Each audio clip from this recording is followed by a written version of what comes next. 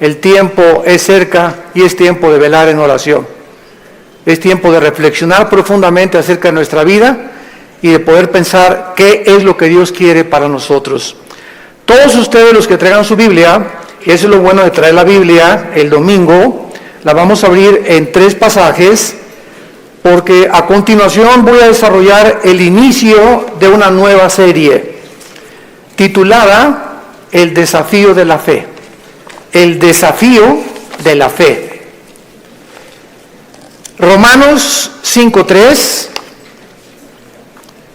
Santiago 1 y Primera de Pedro capítulo 1. Son 3 versículos muy importantes que vamos a desarrollar para poder tener un fundamento teológico acerca de esta conferencia y las que a continuación vamos a llevar a cabo, y que puedan ustedes entender las razones de por qué sufrimos, por qué existe la maldad, por qué hay tanta desgracia en el mundo, por qué si Dios es todopoderoso no termina de una vez por todas con el mal, con el terrorismo, con los abortos, con los cánceres, etcétera, etcétera. ¿Por qué hago todos estos cuestionamientos? Porque hace menos de una semana murió un grande astrofísico inglés llamado Stephen Hawking. Fue educado en la Universidad de Cambridge, casado 2 veces con más de 3 hijos. La primera esposa fue cristiana, abandonó a la primera esposa para casarse con la segunda, que era su enfermera. Murió a los 76 años, a los 23 años de edad lo diagnosticaron con una esclerosis tremenda, atrófica, y le dieron menos de 2 años para vivir. Y sin embargo vivió 50 años más, 76 años murió. Y lo más irónico del caso de la vida de este grande astrofísico inglés fue que su esposa, cuando lo metieron y lo entubaron 2 veces a los 20 y tantos años y después a los 40 y tantos, y le dijeron en el hospital que ya tenían que desconectarlo porque ya no podía vivir, ella se puso de rodillas e intervino ante el trono de la gracia, y llegaron los doctores y le dijeron: es que esto es un milagro. Y la segunda vez que otra vez lo vuelven a conectar porque ya estaba a punto de irse de este mundo, su esposa vuelve a arrodillarse en oración para salvarle la vida.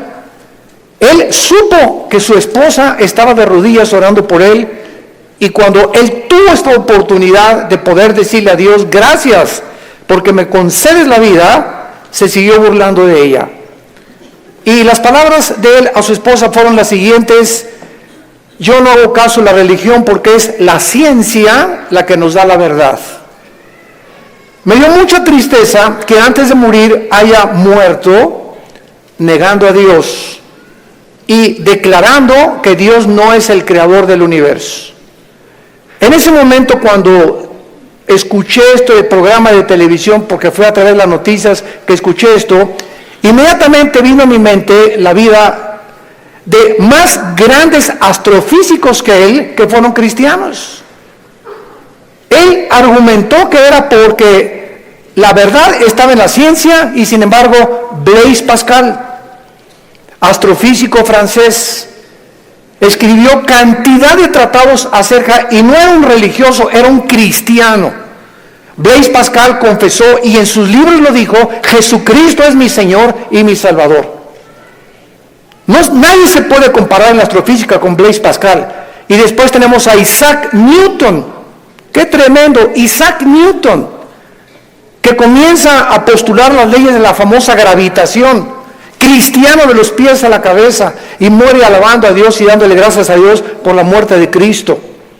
Louis Pasteur, siglo XX, un famoso doctor, experto en medicina, y el legado que él dejó a la ciencia fue impresionante, cristiano. Y finalmente Alberto Einstein, que fue famoso cuando dijo: Dios no juega con el universo como si jugara los dados.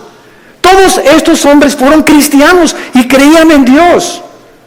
Los filósofos de hace 2150 años aproximadamente, 150 años antes de Jesucristo, Aristóteles, que fue el maestro de Alejandro el Magno, Platón, Sócrates, Demóstenes, creían en un Dios, por lo menos dijeron, pienso, luego existo, luego vivo, esta causa no puede estar dentro de mí, esta causa tiene que estar fuera de mí, tiene que haber algo, llámale la fuerza, una entidad superior, pero tiene que haber algo que trascienda, que es Dios.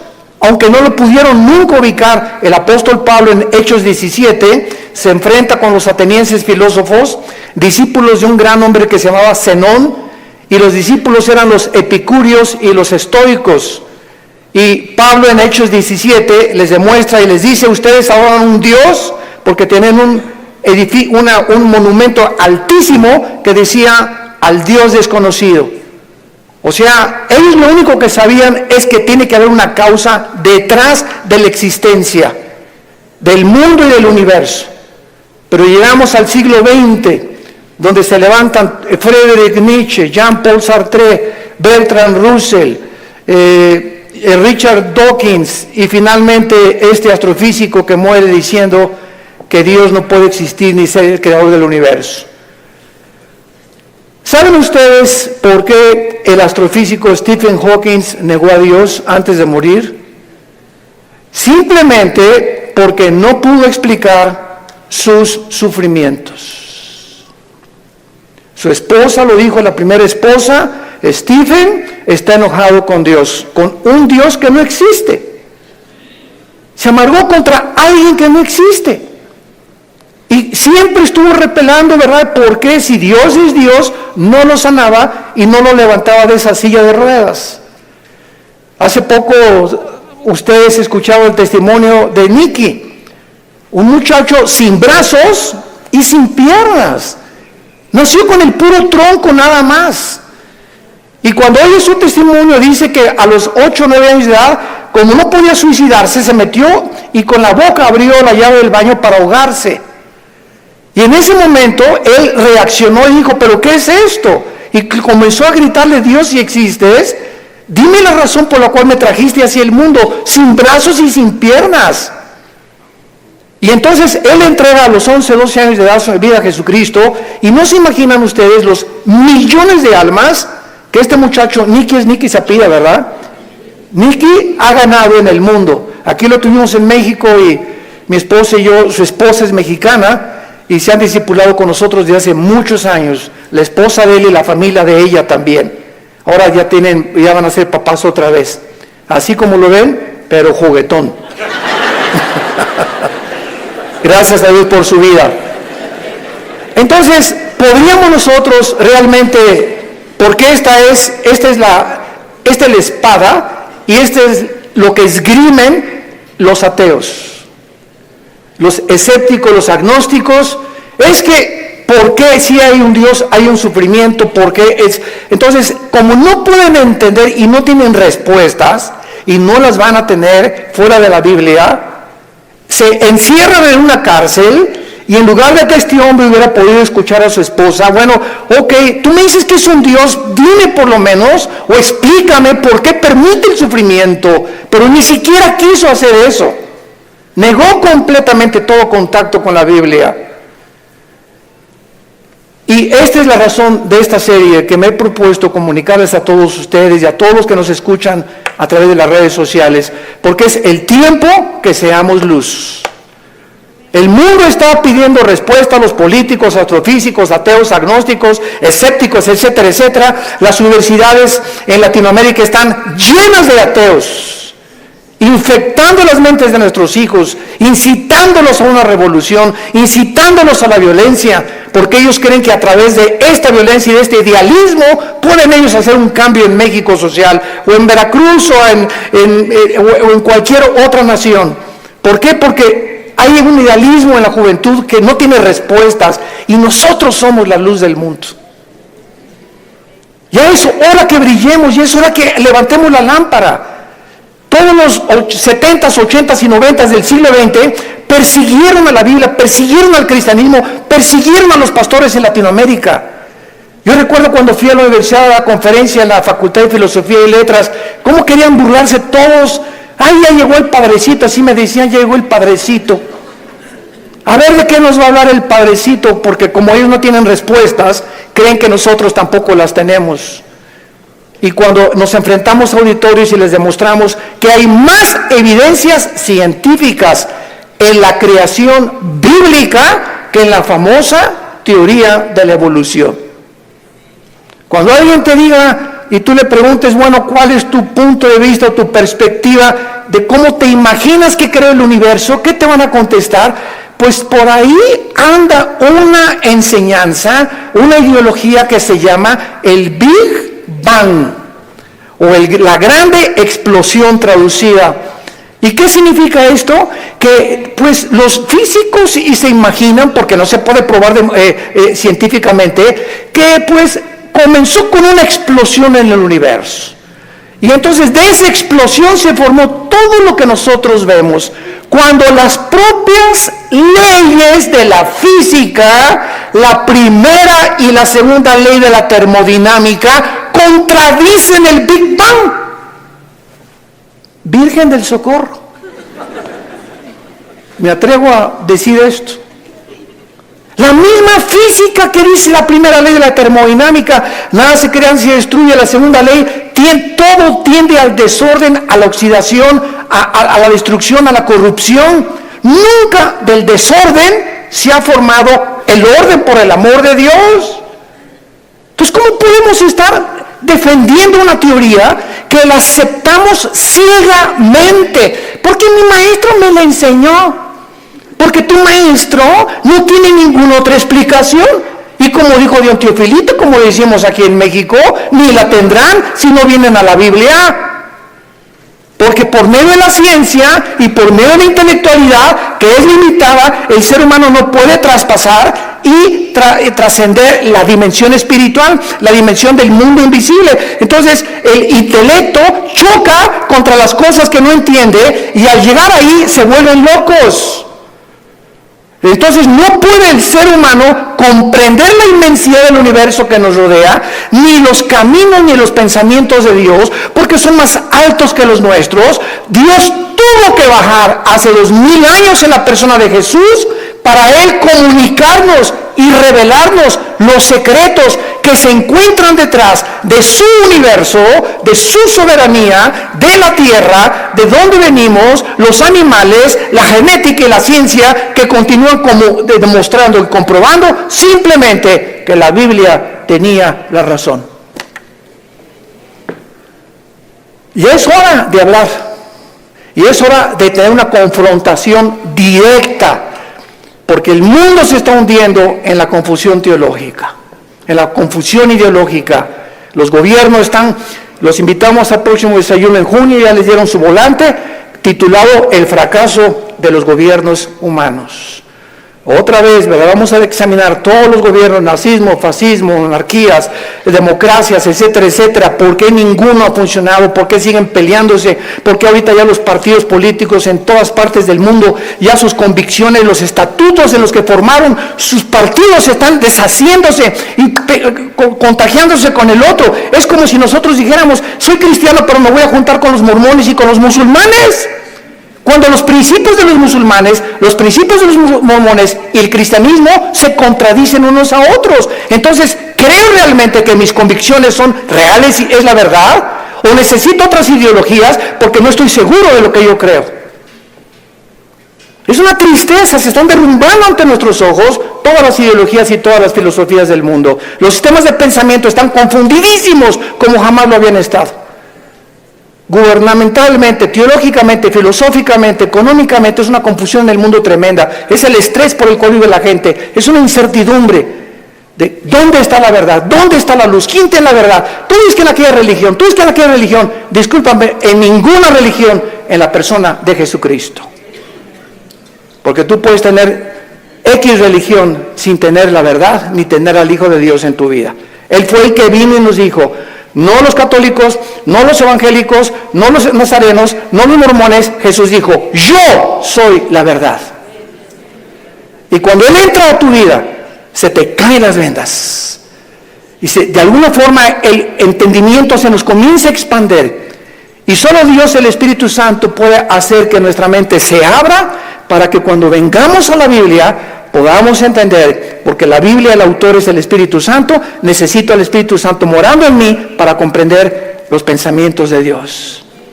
Ven a la Biblia sin el Espíritu Santo y vas a chocar contra los pensamientos de Dios, porque el hombre natural no entiende las cosas del Espíritu, porque para él son locura, porque estas cosas no se intelectualizan, estas cosas se disciernen espiritualmente.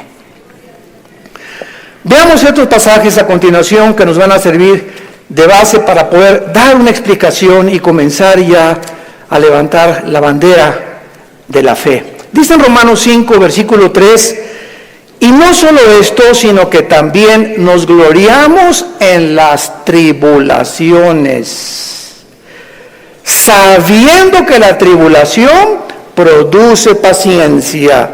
Alguien viene sin el Espíritu Santo y lee este versículo, la conclusión a la que llega dice, esto lo escribió un loco. ¿Cómo puede alguien que está atravesando tribulaciones o problemas gloriarse? Inmediatamente se enfrenta esta persona con una pared.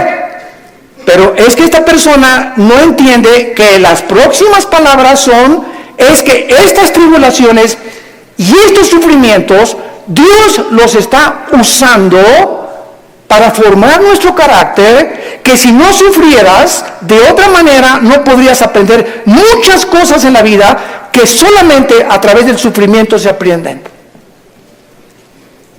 Dice Salomón en Proverbios, el sufrimiento purifica el corazón. Esta es la razón por la cual comenzamos ya a entender, y cuando comenzamos a entender los pensamientos de Dios, y aunque no vamos a ser libres del sufrimiento, por lo menos Dios va a entrar a nuestra vida y nos va a dar una esperanza para que en ese valle de sombra y de muerte tengamos paz. Para que en medio de las tribulaciones que tú estás atravesando, y en medio del divorcio que estás ahorita enfrentando, y el abandono de tu esposo, y el abandono de tu esposa, y el abandono de tus padres, por lo menos en medio de ese horno de fuego que tú estás atravesando, Jesús está contigo. Y aunque no se va a acabar hasta que Él venga a todas estas cosas, Él nos da la fuerza para resistir hasta el final con gozo. Y la paciencia solamente es el fruto de las pruebas y las tribulaciones. ¿Se imagina lo que la Biblia dice? ¿Y para qué quiere la paciencia, Señor? Si no tienes paciencia, te vas a casar con el chavo equivocado.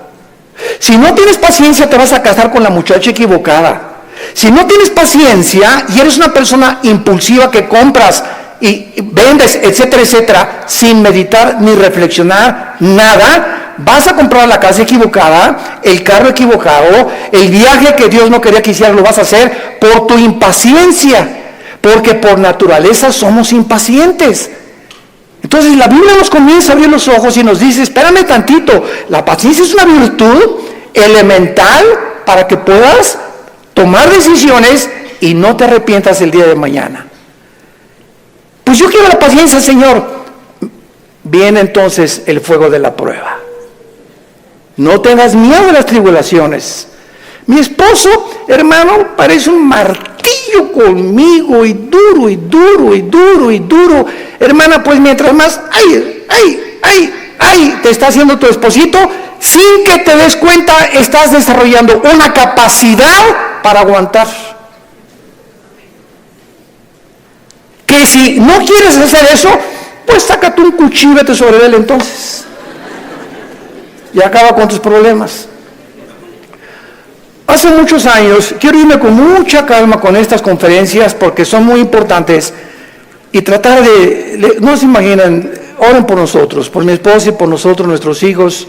Necesitamos mucho de las oraciones de todos ustedes y le pido a Dios mucha oración, que siempre que yo estoy enfrente de un público pueda yo tener la capacidad de explicar su bendita y profunda palabra.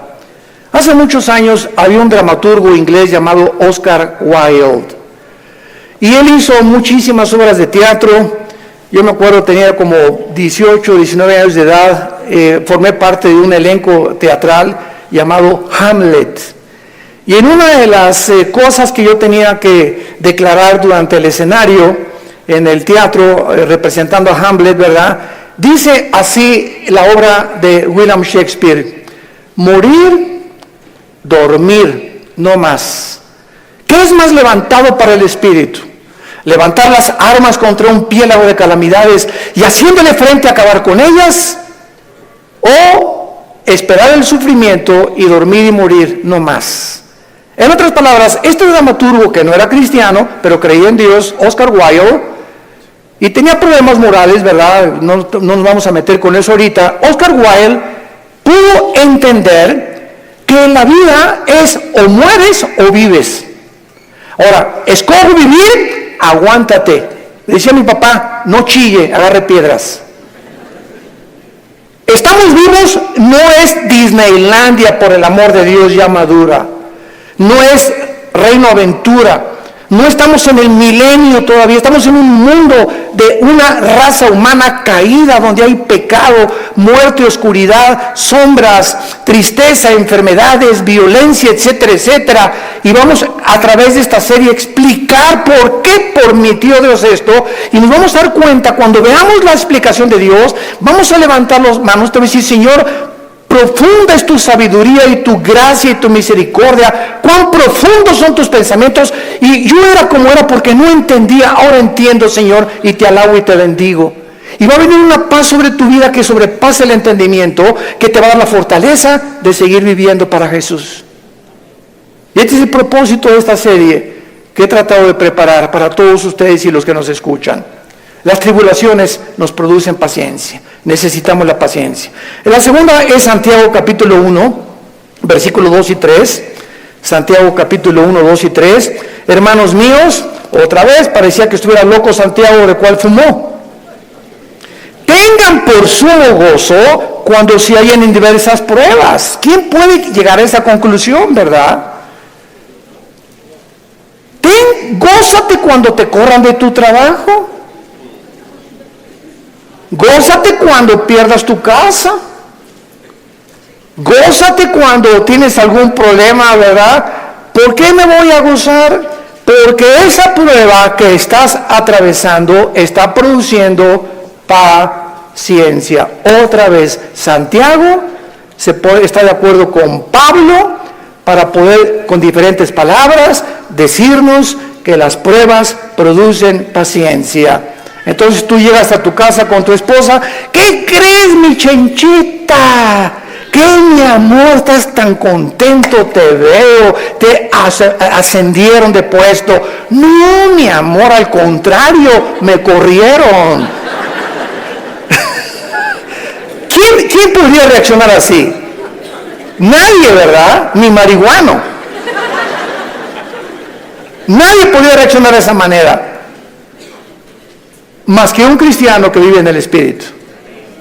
Y la esposa: oye, pero ¿sabes una cosa? Esto no es para que te pongas contento. Sí, mi amor, ¿sabes una cosa? Porque acuérdate de Romanos 8:28. Todas las cosas contribuyen para nuestro bien. Y no me corrieron porque haya sido ladrón, borracho, parrandero, jugador, defraudador. Me corrieron, ¿verdad?, por política, lo que tú quieras. Pero ¿sabes por qué me gozo, mi amor? Porque creo en lo que dice la Biblia. Ahorita mi única reacción, si había llegado: vieja, sácame la de don Julio reposado.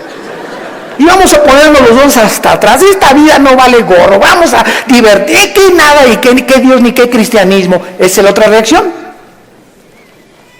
Y comenzar con la autolástima y comenzar a amargarte contra Dios. ¿Te das cuenta?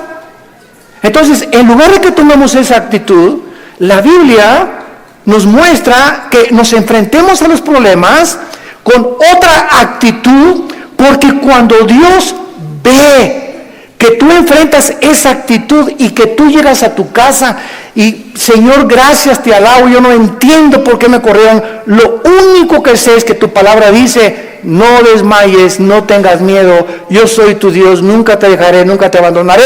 Y estoy seguro que viene un trabajo mucho mejor que el que yo tenía, en el momento en el que Dios ve desde el cielo que nuestra reacción aquí en la tierra es diferente a la de los demás seres humanos. Dios nos bendice.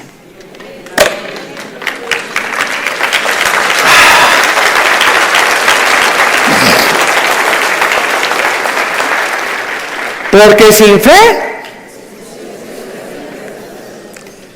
¿y cómo se demuestra la fe?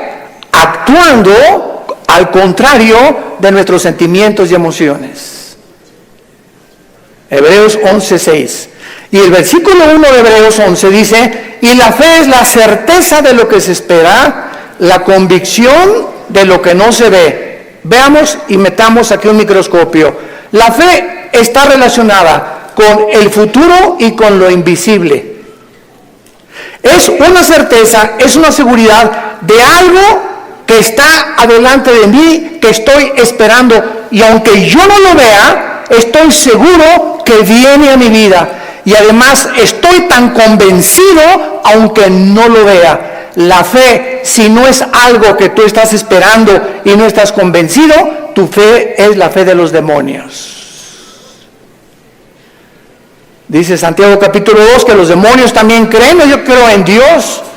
Pero ¿sabes una cosa? Tú dices que crees en Dios intelectualmente, pero no demuestras que tú crees en Dios por la forma como tratas a tu esposa, por la forma como tratas a tus padres, por la forma como ves a las mujeres. Este pueblo, Marcos 7, dijo Jesús, de labios me honra. ¿Cuánta gente hay por todos lados? Iban a desayunos y yo creo en Dios, pero sus acciones, su conducta contradice la piedad que ellos expresan o que creen tener en su corazón.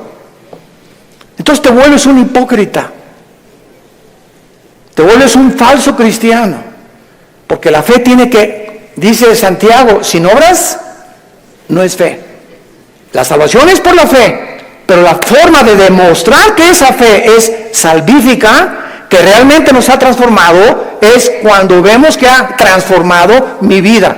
Ya no soy el que yo era antes, antier, o hace un mes o hace 6 meses. Ahora cambió mi vida con mi esposa, la forma como veo a mis hijos, la forma como manejo mi negocio, la forma como me relaciono con la gente, la forma como veo a los gobiernos. Cambia completamente mi vida. Y si yo no manifiesto esta actitud o esta nueva conducta, no es cierto que soy cristiano.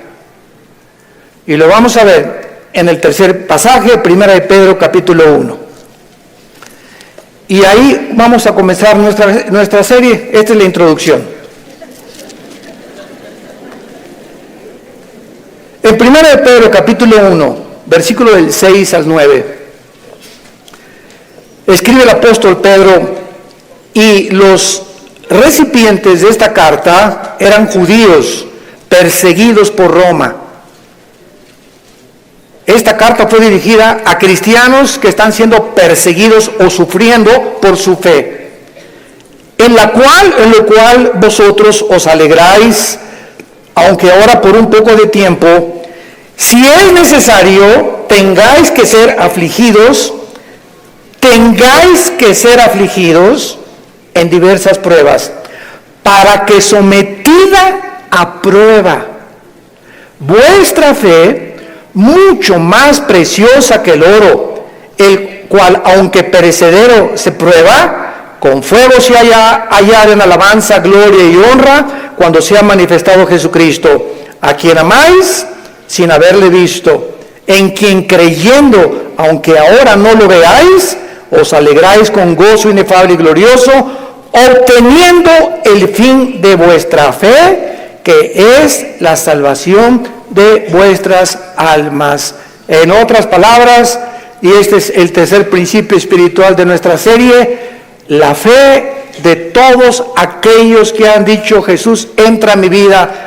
Ayer en el desayuno tuvimos más de 35 decisiones, gracias a Dios, y la gente que hace una decisión por Jesucristo, quiero que lo sepas, tu fe va a ser probada. Tu fe va a ser probada. ¿Y saben ustedes dónde comienza a ser probada? En la familia, con tus hermanos y con tus papás o con tus primos. ¿Por qué? Porque la primera prueba de la fe es la persecución. Ayer nos contaba mi hermano Alejandro, él es el director del Instituto Teológico Internacional, el ITI, y nos contó una anécdota mientras veníamos de Toluca al desayuno en el camino, que yo no la conocía de mi hermano. Y me dice, Armando, tú sabes que cuando yo me convertí, porque él fue el primero en la casa que se convirtió. Y yo los correteé como 2 o 3 años. Una vez quise incendiar una reunión de oración. El gadareno era Pinocho comparado con los demonios que yo traía. Y se los digo en serio. Y me dice mi hermano, tú sabes que cuando yo me convertí, llegué a la casa y mi mamá inmediatamente me quiso correr. Ya te metiste con una secta, quién sabe qué te metieron, etcétera, etcétera. Total, dice, me tuve que salir de la casa y a los 4 días regresé a la casa. ¿Y qué crees? Estaba un cuñado mío, nuestras hermanas, la abuela, los tíos, y me hicieron juicio. Todos alrededor de la mesa, diciéndome, a ver, acércate por favor, estamos escuchando que ya te cambiaste de religión. Y que andas por ahí con unos aleluyas y quién sabe qué tantas cosas. Y en esta familia, la única religión que tenemos es tal y tal y tal y tal cosa. Y dice mi hermano, yo lo único que hice es a todos ellos que me hicieron juicio por haber aceptado a Cristo en lugar de que, contentos de que dejé las drogas porque era bien hipioso mi hermano antes, y le metía todo, ¿verdad? En lugar de que estuvieran contentos, estaban completamente enojados que yo había comenzado a leer la Biblia. Y lo único que les dije fue, puse la Biblia en medio de todos y les dije, ¿la han leído? Y comenzaron todos a voltearse unos con los otros. No, Chepo. Pues si no la han leído, ¿qué base tienen para juzgarme que yo estoy mal? Porque si no es la Biblia la base de nuestra fe, ¿qué es entonces? Yo no les dije que fui con los mormones, ni que fui con soy un musulmán. Estoy en un grupo de cristianos que leemos la Biblia. Y si ustedes no leen la Biblia, no tienen ninguna base. Y dice mi hermano, desde esa vez, nunca se volvieron a meter conmigo. Pero vino la persecución inmediatamente y vendrá contra ti también. Y comienza en la propia familia. ¿Por qué? Porque Dios nos sacó de las tinieblas de nuestra familia para regresar a nuestra familia e iluminarlos y sacarlos también al reino admirable de la vida de Jesucristo. Y si tú en tu familia no eres una luz y en tu medio donde trabajas no eres una luz y no estás dando testimonio de Jesucristo, tu cristianismo es religioso nada más. Y recibirá un poder. ¿Para qué? Para poder enfrentar al mundo. Sin ese poder no se puede enfrentar al mundo. Hechos 1:8. Y recibirán al Espíritu Santo y me serán testigos. Entonces, vemos nosotros que tiene un propósito todo esto. Muy bien, vamos pues a comenzar esta serie con las siguientes declaraciones y reflexiones. No cabe duda que vivimos en un mundo completamente disfuncional. No hay un solo matrimonio funcional. El matrimonio es la unión de 2 extraterrestres. Pero por si fuera poco, 2 extraterrestres que ninguno se conoce ni se entiende el uno al otro. Y vas a tener 60 años de casado, como dijo un gran predicador hace algún tiempo en un estadio en Estados Unidos que lo escuché. Yo tengo 60 años de casado más o menos y sigo sin entender a mi esposa. Y como dijo Dios Filito, ni las vamos a acabar de entender. Porque no nos manda Dios a entenderlas, nos manda Dios a amarlas. Entonces, cuando nosotros comprendemos esto, que no hay un matrimonio, o sea, no hay un matrimonio perfecto, es lo que quiero decir. No hay un matrimonio donde todo, en la luna de miel, John Travolta y se casó con esa muchacha que se parece a la Madonna y vamos a ser felices y qué guapo, ¿verdad? Y tiene coche. Todo eso desaparece después de la luna de miel. Comienzas a enfrentarte con una persona imperfecta de los pies a la cabeza. Peor todavía si no son cristianos. Si con cristianos se lucha y se sufre, imagínate no siendo cristianos, ¿no? Por eso hay tantos divorcios. Entonces te enfrentas con una persona, con una mujer, que no sabes cómo tratarla, no sabes, de todo chilla, no sabes por qué chillan las mujeres de todo. Parece perico de África como habla mi esposa. Es que a las mujeres Dios les dio esa capacidad de hablar hasta por los, quién sabe por dónde más. Hasta por los pies hablan las mujeres. Y nosotros, ¿verdad? O sea, tú sabes una cosa, cuando tú hablas con una persona En el momento en que te paras a escuchar a una persona, no sé si ustedes lo sepan, la Biblia nos los muestra, el hecho que te estés concentrando en escuchar lo que está diciendo, estás emanando energía, te estás desgastando. Cuando Jesús le tocó a la mujer, ¿se acuerdan ustedes la mujer con el flujo? A mí me tocó. ¿Por qué? Porque dice, energía salió de mí. Todo el sufrimiento que ella tenía se lo transmitió y Jesús en su hipersensibilidad sintió inmediatamente. Hoy eligieron los apóstoles, pero todo el mundo te toca. No, hay alguien que me tocó con el propósito de recibir algo de mí y lo sentí en mi espíritu. Es una hipersensibilidad espiritual tremenda. Pero cuando tú te sientas con alguien, entonces esta es la razón por la cual mujeres, los hombres nos sentamos y viene tu esposa y 15, 20 minutos y a los 10 minutos no tenemos la capacidad, yo no sé cuántos de ustedes sean superhéroes, ¿no? Pero la mayor parte de los hombres no tenemos la capacidad de oír más de 10, 15 minutos. Comenzamos, sí, amén, gloria a Dios, mi amor. Sí, es cierto, sí, te amo, tienes toda la razón, ¿no? Comenzamos ya con el avión, etcétera, etcétera. Pero ustedes las mujeres, mi esposa se junta con otra mujer, cuando se juntan las pastoras, y 6 horas sin parar. Yo llego a los restaurantes, me recoges a las 7, sí voy a las 7, y ahí está, hoy mi amor, te dejé a las 2 de la tarde, y sigues en la mesa platicando con ellas. Y se despiden, y están en la puerta del restaurante, bye. Y en la noche llega y le siguen hablando por teléfono. Señor mío y Dios mío, Jesús me dijo, soy el burrito que los acompaña. Así son. Dejémoslas, felicitémoslas, pero no las contradigamos, mucho menos, porque así las hizo Dios. Las mujeres tienen 7 días al mes que sus hormonas cambian drásticamente en la famosa menstruación. Y durante esos 7 días no te atrevas a decirle nada. No te atrevas a tocarla tampoco, ni sexualmente tampoco, porque está prohibido en la Biblia. Son tiempos en el que vuela la mosca y se ponen a llorar, hipersensibles. Es una semana en la que hay que yo te llevo el desayuno a tu cama, mi amor, yo le voy a lavar los trastes, yo te lavo la ropa del bebé o lo que sea, ¿verdad? Y comienza el hombre a entender la naturaleza femenina, que no estamos para que ellas nos sirvan, no son nuestras esclavas ni nuestras sirvientas, y cuando comenzamos a darles lo que ellas necesitan, porque las comenzamos a comprender, es cuando vienen las bendiciones de Dios.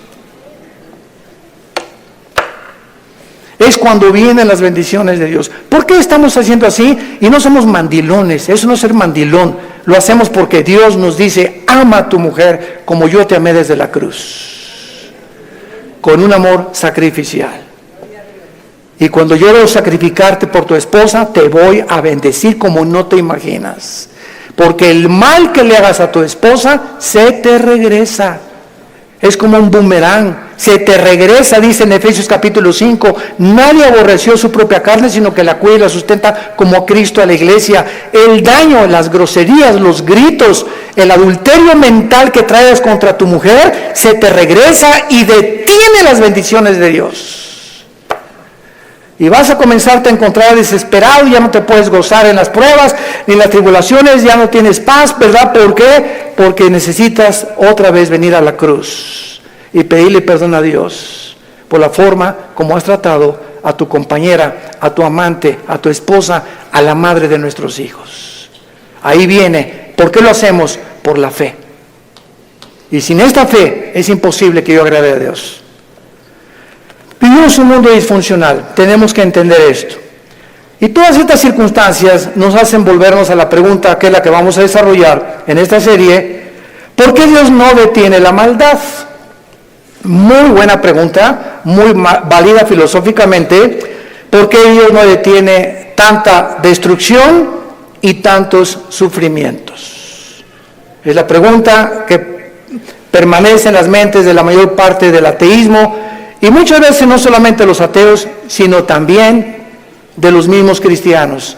La única diferencia, escuchen esto, señores ateos que nos escuchan, en cualquier programa que haya en el mundo de televisión o de radio o en cualquier foro, nunca a un ateo ni a un agnóstico le van a hacer estas preguntas, nos las van a hacer a nosotros. Porque los ateos no tienen respuestas. Y como no tienen respuestas, por eso se enojan contra Dios, y por eso se amargan, y por eso dicen que son ateos. Entonces, si el mundo va a cuestionar a algún ser humano para que le responda, no va a ir con los ateos, van a ir con nosotros. A ver, ¿tú qué te dices, cristianito? Dime esto y esto y esto. Hace mucho les conté un incidente que lo he repetido así. Una vez estaba platicando sobre el ateísmo en el Hotel María Isabel, salimos del desayuno hace algunos años y me aborda una persona en el elevador, pero así, ¿verdad? Usted se está así, mucho gusto, ¿cómo está? Y entramos al elevador juntos. Usted dice que es todopoderoso, ¿verdad? Pero con esa actitud, ¿verdad? Usted dice que es todopoderoso, ¿verdad? Sí, efectivamente, Dios es todopoderoso. Y si es todopoderoso, ¿por qué no acaba con el diablo si él tiene poder? Y le voy a decir porque comenzaría con usted.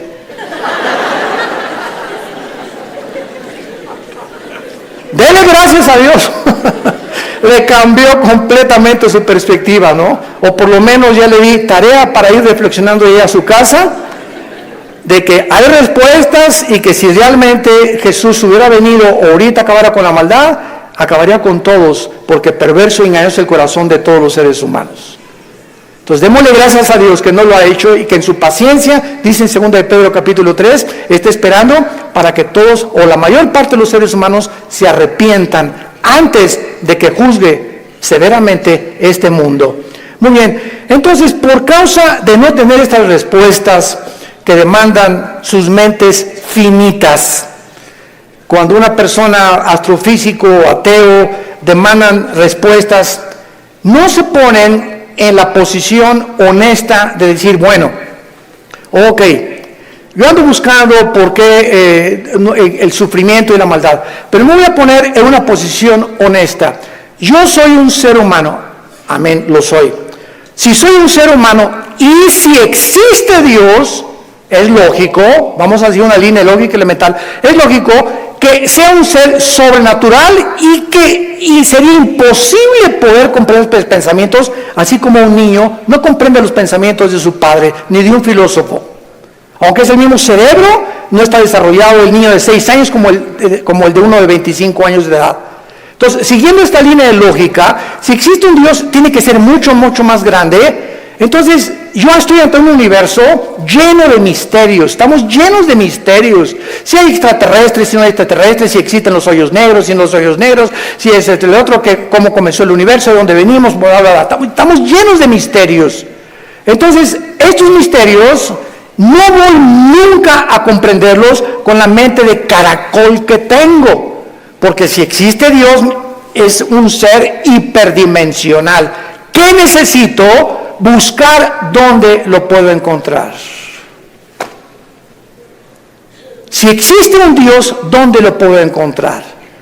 Entonces, hay mucha gente honesta intelectualmente que se envuelve en religiones. Entonces, por eso Sigmund Freud, el padre del psicoanálisis freudiano, dijo, es que el ser humano busca a Dios porque tiene miedo a la oscuridad y a lo desconocido.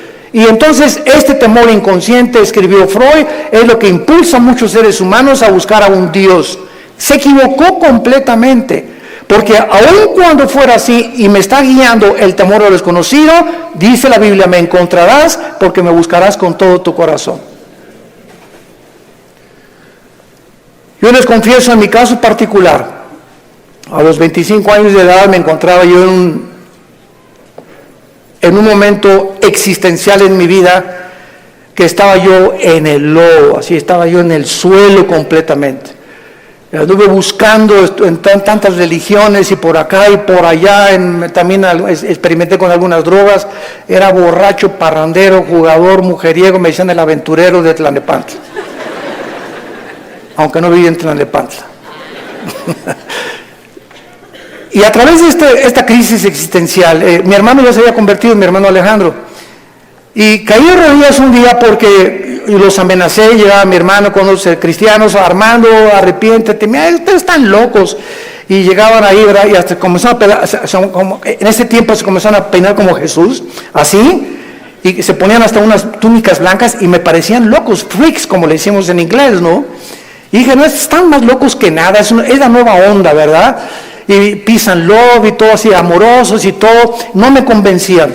Hasta que llegó esta crisis existencial en mi vida, en la que ya no tuve más que hacer, intenté quitarme la vida 2 veces, ya no quería vivir, dije, no hay propósito, significado en mi vida, y en esa crisis caí a las 4 o 5 de la mañana, recordando las palabras que siempre mi hermano, antes de irse a la casa, oraban por mí. Y esas oraciones que hacían por mí en la casa me llegaron a tocar las fibras sin que yo lo supiera, movieron mi espíritu. Y me levantó el Señor, creo, a las 3, 4 de la mañana y caí de rodillas. Le dije, Dios, si tú existes, te necesito. No sé quién eres, pero yo te necesito si tú existes.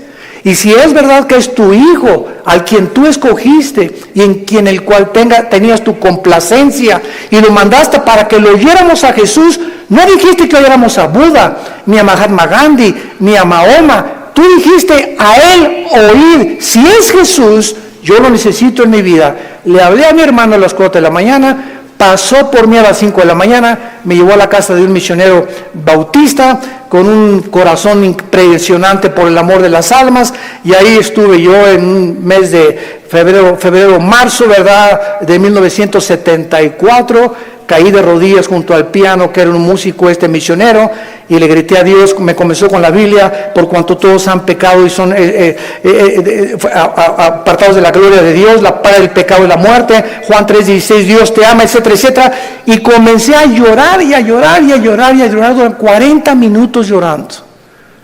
Y yo no sabía ni por qué lloraba, pero estaba llorando, sentía que eran capas que se me quitaban así encima, y ahí quedé tirado todavía como media hora.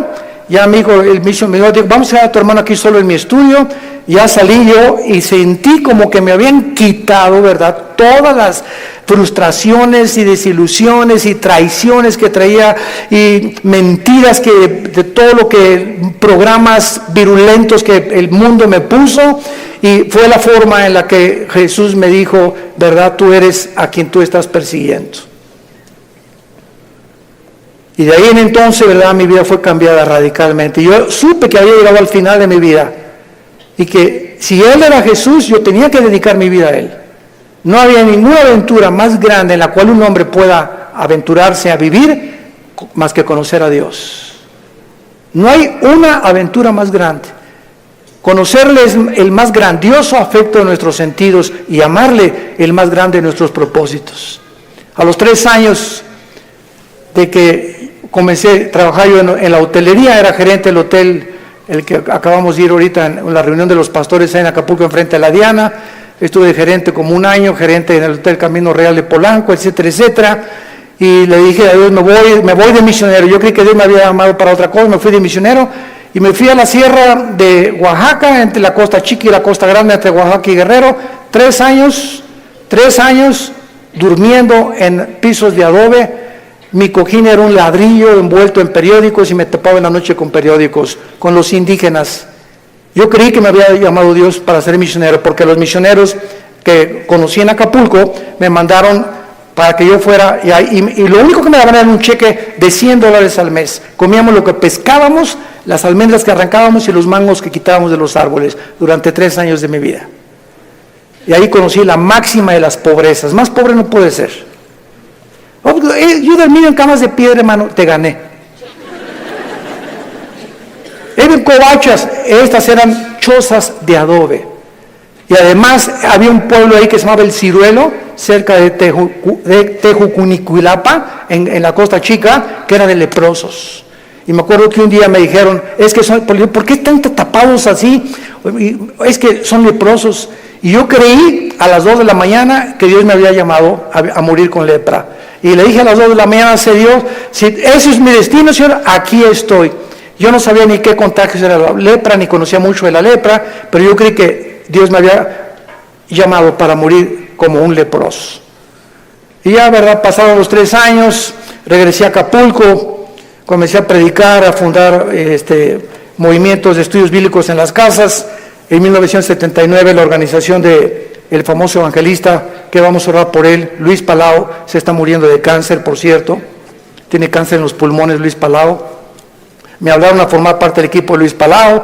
Del 79, 80 y 81 estuve como evangelista por toda la República, todo Tabasco, Guerrero, Veracruz, pueblito en pueblito, predicando de choza en choza, pueblito. Nos corretearon, nos aventaron piedras, nos aventaron palos, me lastimaron 2 veces, me enfermé con malaria, me enfermé con calentura de 40 grados, etcétera, etcétera. Y todas estas fueron, ¿qué cosa? Pruebas. Dios estaba forjando carácter en mi vida, que era muy importante para lo que más tarde me tenía que enseñar. Y el secreto, quiero decirles a ustedes, el más grande secreto de la vida es no amargarte. Es el más grande secreto de la vida cristiana. Un cristiano amargado no entra a la tierra de Canaán. No pasas Canaán. Dice Hebreos 12 que bloquea la gracia de Dios la amargura. No importa lo que nos hayan hecho, lo que nos digan. Me acuerdo en los 80s cómo nos calumniaron. Me dijeron que me había casado 4 veces, que tenía hijos hasta en Iztapalapa, 15. Bueno, es increíble. Y todavía me dicen que de vez en cuando han oído esos rumores, ¿no? Ya le gané a Salomón. Puras mentiras. Pero el diablo es encargado de verdad de buscar la forma de desprestigiarte, de impedir. Pero ¿sabes una cosa? Que nuestro destino no depende de lo que la gente piensa. Nuestro destino depende de Dios. Y nadie puede arrebatarte ese destino que Dios te ha dado. Nadie, absolutamente nadie.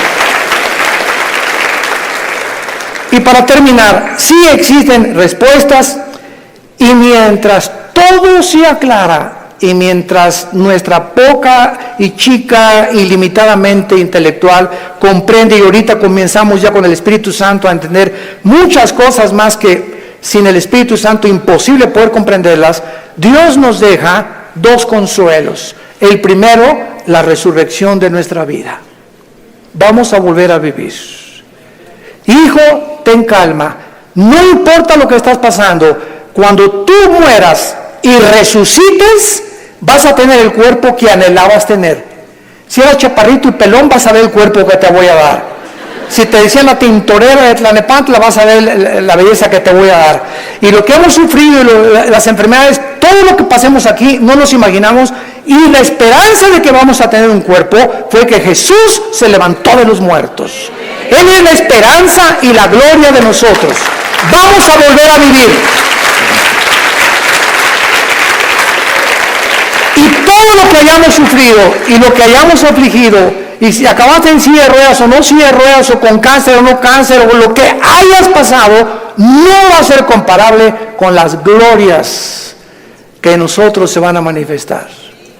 Y la segunda consuelo es que vamos nosotros realmente a tener un mundo nuevo, donde reine la justicia y la paz y la equidad.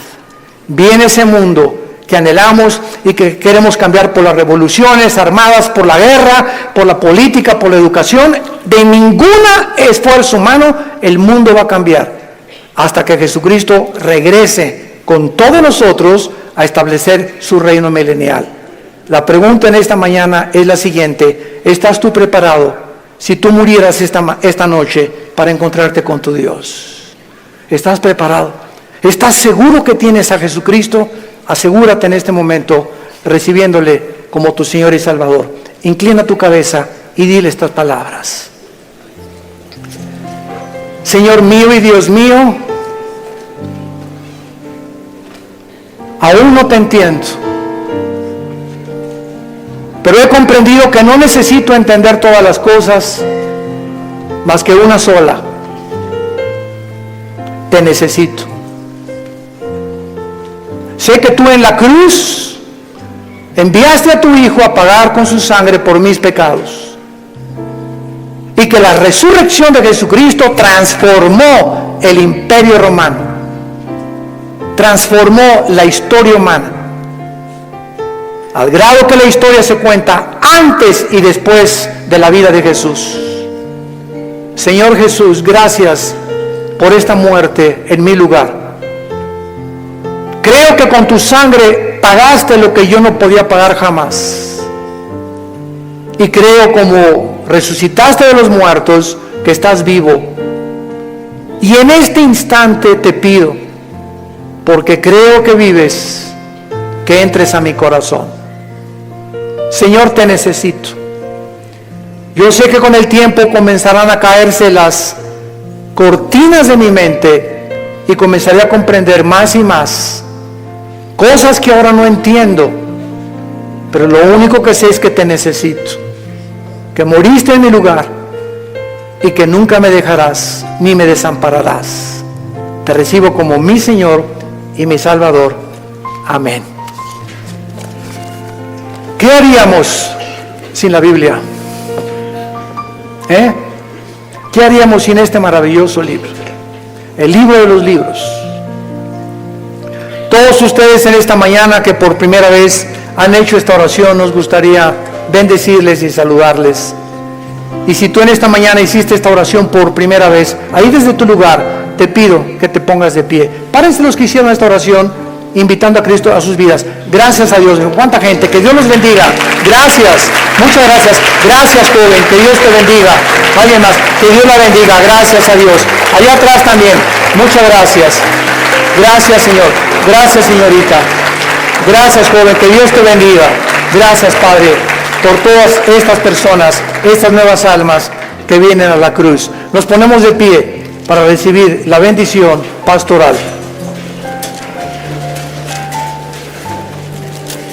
Los que quieran extender su mano hacia acá lo pueden hacer. Los que no hay ningún problema. Es en señal de que recibes esta bendición. Dios bendiga tu vida. Dios bendiga tu matrimonio. Y les dé la paciencia para tolerarse y soportarse el uno al otro hasta que venga Jesús. Y esta fortaleza solo nos las puede dar el Espíritu Santo, viviendo en la palabra de Dios. Dios bendiga a tus hijos. Dios bendiga el fruto que llevas ahora en tu vientre. Que esta criatura crezca y nazca en un hogar cristiano, con principios de ética y de conducta moral. Que pueda el muchacho crecer con la seguridad y decir siempre: mis padres se amaban, mis padres se respetaban. Dios bendiga a tus padres, Dios bendiga tu trabajo, tu entrada y tu salida. A sus ángeles mandará para que tu pie no tropiece en piedra.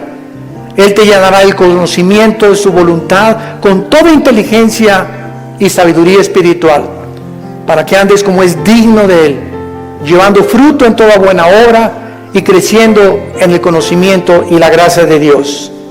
Nosotros ya no estamos en tinieblas, estamos bajo la luz, para que seamos luz en medio de una generación que se está degradando y perdiendo rápidamente por la corrupción que hay en el mundo.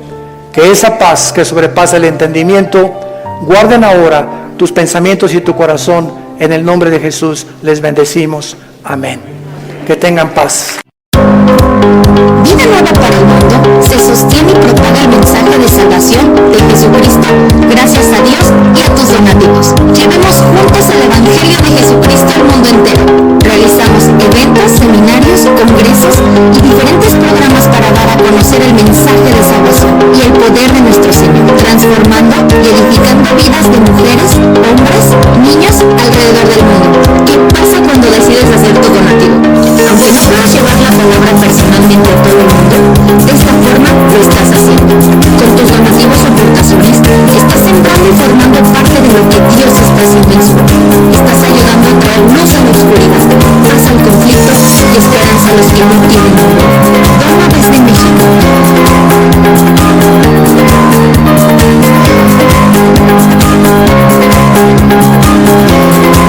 Dona desde Estados Unidos.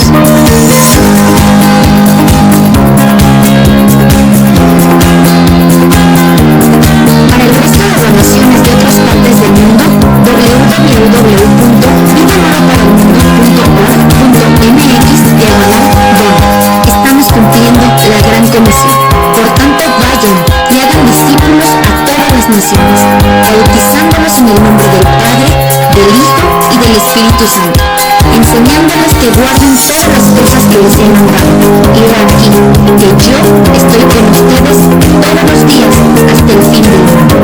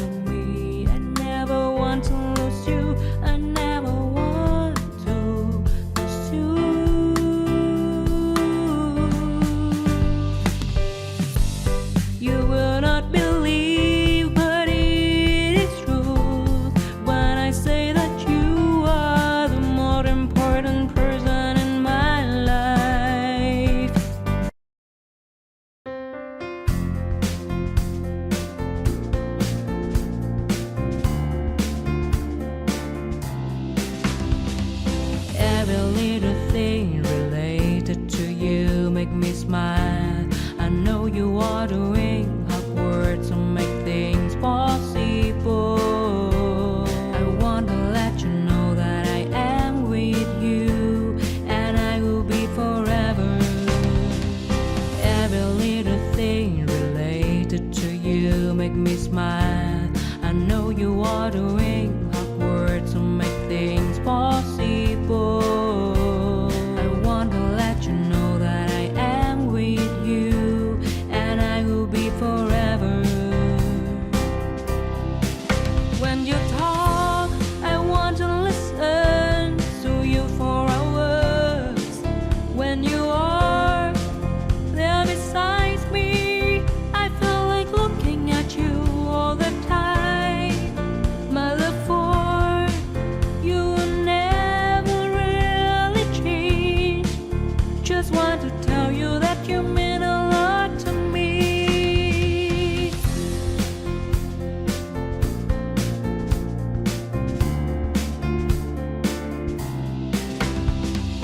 Every little thing related to you make me smile. I know you are doing